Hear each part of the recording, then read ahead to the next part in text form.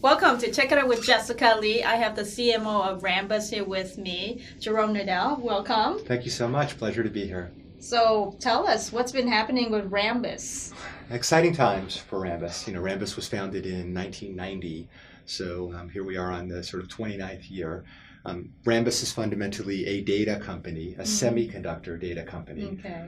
Its foundations were really about moving data fast, where the data movement from random access memory to the processor, the interfaces between, and then moved on to other types of interfaces, not just memory to chip, but chip to chip. And that was sort of the first generation of the company. It had a very large IP portfolio and was monetizing that IP as the technology would be inserted as a micro ingredient into other products, chips, into devices, etc. Through time, and I only joined in 2012, there was a transition from IP as a revenue model to product. And a set of semiconductor products came out of that, but also another aspect of data, and that was safe. So the fast is moving data efficiently and in a performant way. The safe is keeping that data safe. And that led into more product and more software. And in fact, as we'll speak about in a bit, through acquisition, inorganic growth, a set of companies were acquired that were added to portfolio. Some of them actually going straight into software, sort of virtual semiconductor of tokenization. Okay, And yes, that's the obscuring fintech. details of account numbers, credit cards, and the like as this sort of data is stored and transmitted. So in short, Rambus is a company that moves data fast and keeps it safe. It has semiconductor foundations and core, and has moved from IP to product. So exciting times. You're more than just a CMO. You've got this GM responsibility for a fintech business unit, the tokenization. Yes. Can you talk more about that? Yeah, I guess the theme is be careful what you say, because when you give advice, sometimes you get the responsibility. So we acquired a couple of companies that were wrapped into one transaction back in 2016. And it's a payments, a fintech play, and a ticketing play. But the idea was about digitizing what historically were paper tickets. Yes. And storing the information of digital credit card details, like in mobile payment, Apple Pay, Google Pay, Samsung Pay, in a secure way. And when we did this acquisition, the software itself was very infrastructure level. And we felt that we could bring that closer to consumer. So beyond the ability to keep things safe, that could improve end user experience and the like. And as I was close from a marketing perspective in looking at product concepts, product portfolio, I was asked to take the leadership of the group. So I became a general manager about a year ago, and running this group. Yes. Okay, but does that really fit into the Rambus portfolio, or how does that fit in, I guess? So actually, Rambus from 1990 is on its fourth CEO.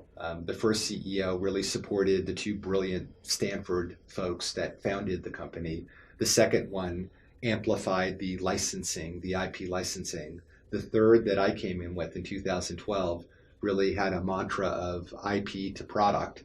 And more recently, we've shifted to a new CEO as the last one left.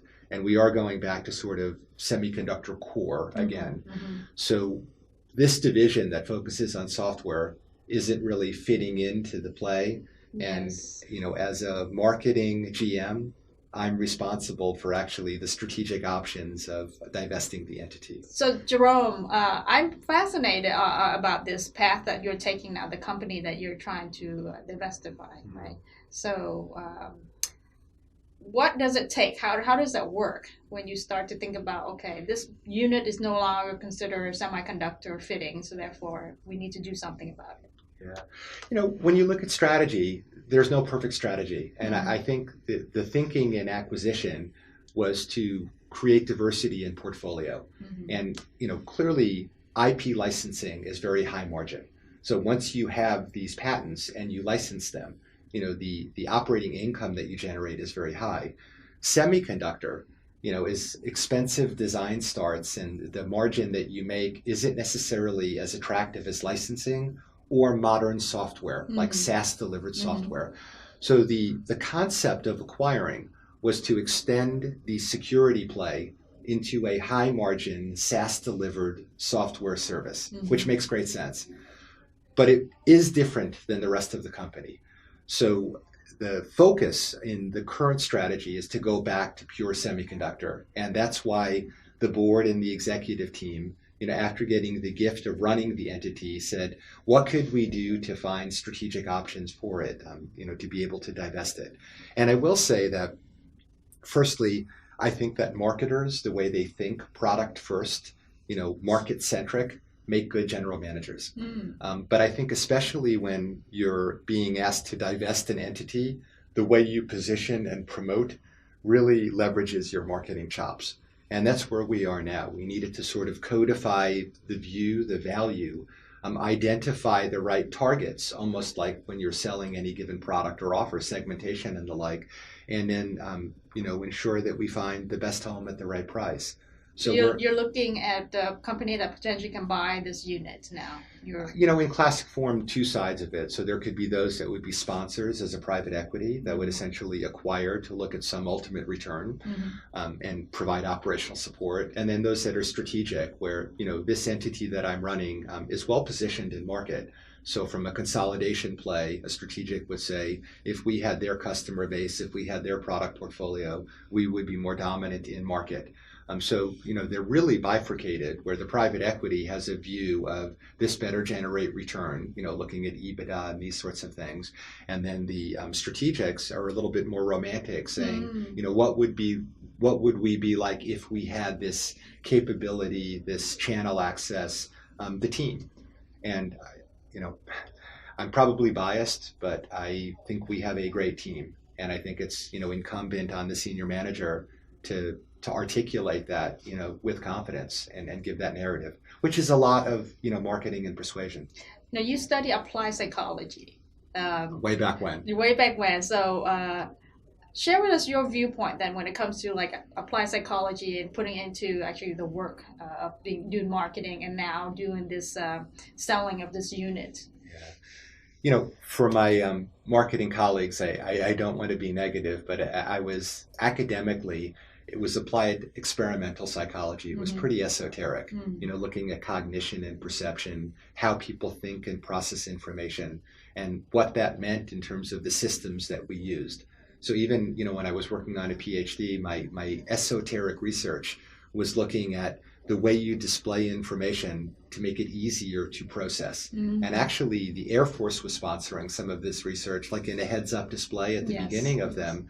Do I separate things that I'm looking at so I'm looking around, or do I put them all in the same location and update them through time? And we were looking at sort of the cognition associated with how you would display that, and what ultimately turned into usability and user experience.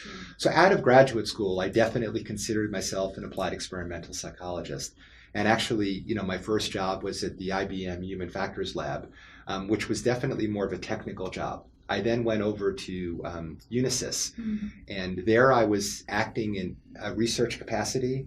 But quickly, the marketing group said the sort of research that you're doing actually supports the value proposition to our product. It was imaging technologies back in the 80s, which was new, and the business case was predicated on improved human performance. So that was sort of my first crossing of the line, over to the evil side of marketing, less academic. And I realized through time, as I sort of went back and forth between being the today what we speak of user experience, service design, and then back on the marketing side, that they're almost one and the same. And real quick, I think, again, being a bit older, I saw in the 80s, software was designed so people could be performant. In the 90s, the beginning of internet and web and self-serve and making it desirable became something. And then in the new millennium, in the 2000s, experience became everything. And products became services, and services were differentiated by how they delighted end users. I would have never known this starting academically, that really this aspect of designing things that are both performant and beautiful would become the differentiator that makes the unicorns of today different than those that are not. Yes. And I think marketers, often get trapped into promoting whatever they've been given to help sales, as opposed to being connected to the concept of the product.